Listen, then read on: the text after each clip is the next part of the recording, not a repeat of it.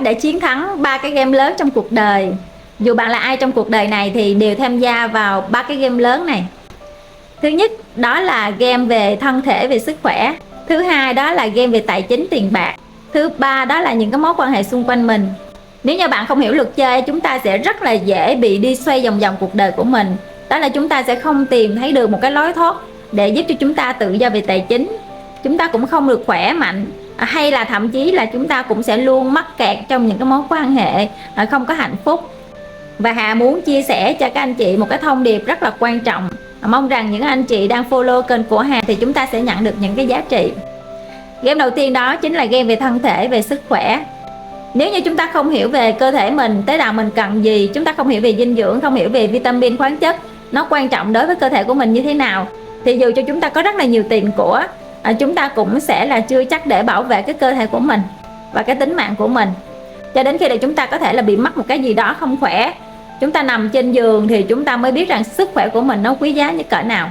Và chắc chắn rồi, trong cái thời điểm đó thì khi chúng ta nằm ở trên cái giường bệnh thì không có ai ước gì mình cần thêm thời gian, ước gì mình cần thêm những cái cơ hội để mình kiếm tiền. Lúc đó mình chỉ ước có một thứ thôi, đó chính là làm sao để được khỏe lại.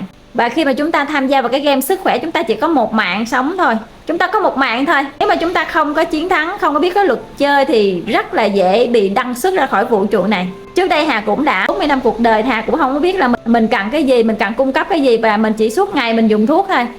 Và khi mà Hà biết rằng sức khỏe là một cái trụ cột cốt yếu để mình thành công cho tất cả những cái khía cạnh khác trong cuộc sống nữa, cho nên Hà đã tham gia vào cái trò chơi này rất là nghiêm túc.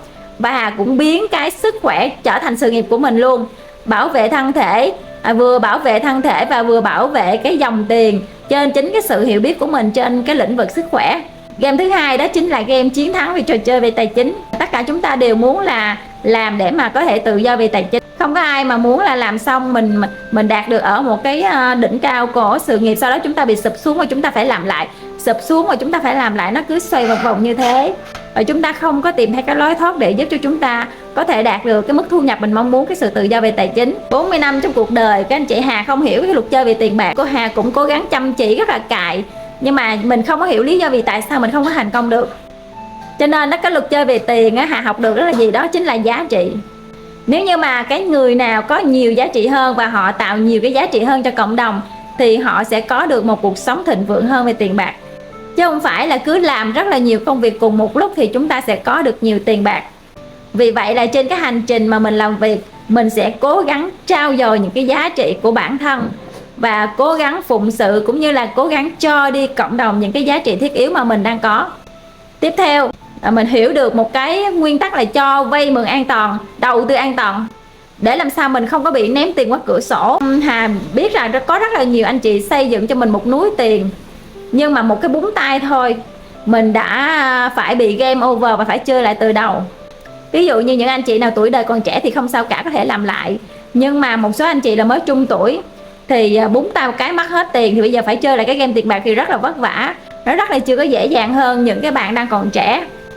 Cỡ nào thì mỗi ngày chúng ta cũng phải tham gia trò chơi vào tiền bạc, cho nên là hãy dành một chút thời gian của mình đọc những cái cuốn sách về quản lý tiền và tham dự hoặc là học hỏi những cái kinh nghiệm của những cái người mà họ đã thành công về tiền bạc, để giúp cho chúng ta có những cái bài học về tài chính an toàn, đầu tư an toàn, tiết kiệm thời gian, tiết kiệm công sức, và mình có thể là tiến nhanh lên cái hành trình để mà có thể là đạt được cái thu nhập mình mong muốn, đạt được cái sự tự do. Trong câu lạc bộ của Hà đang tham gia thì cũng có rất là nhiều anh chị liên tục học về những cái cách luật chơi về tiền bạc, về cách quản lý tiền, cái cách tạo ra giá trị, cái cách xây dựng giá trị, cái cách cho đi giá trị, cũng như là cái cách mà hiểu được là những cái nguyên tắc đầu tư an toàn để không có bị ném tiền qua cửa sổ. Nên là những anh chị nào đang cần thì cũng có thể là tham gia rèn luyện cùng Hà ha. Và cái game thứ ba cũng rất là quan trọng, đó chính là xây dựng mối quan hệ. Chúng ta cố gắng là yêu thương người khác, nhưng mà đổi lại là chúng ta cảm thấy là hy sinh thôi, không ai hiểu mình cả. Cái nguyên tắc cốt lõi trong cái mối quan hệ đó là hãy cho người khác cái thứ họ cần, chứ không phải là cho họ cái thứ mà mình cần. Đôi khi là mình thương người khác theo cái cách mình muốn, nhưng mà chưa chắc cái cách đó họ đã muốn. Nên là chúng ta cũng phải hiểu rằng 5 cái ngôn ngữ yêu thương á, cái người đối phương, người vợ, người chồng, con cái hay ba mẹ của mình, thì họ có những cái ngôn ngữ yêu thương nào thì hãy yêu thương họ theo cái cách mà họ muốn. Tiếp theo đó là chúng ta cũng cần phải có cái sự thấu hiểu nhân tâm. Đầu tiên là phải thấu hiểu chính mình trước đã, và phải làm chủ được cái cảm xúc của mình, làm chủ cái hạnh phúc tự thân của mình. Mình sẽ không phụ thuộc vào cái cảm xúc của người khác hoặc là đánh giá phán xét của người khác. Mình sẽ có những cái giá trị riêng của mình hiểu được cái giá trị của chính mình, và mình sẽ không bị những cái lời nói của người khác chỉ trích làm ảnh hưởng tới cái nguồn năng lượng tích cực bên trong của mình. Và nếu như anh chị nào chưa có nắm được 5 cái ngôn ngữ yêu thương á, thì hãy tìm đọc và học, tham gia rèn luyện cùng Hà. Thì trong môi trường câu lạc bộ sẽ giúp cho anh chị có những cái bí kíp làm chủ được cái mối quan hệ của mình ha.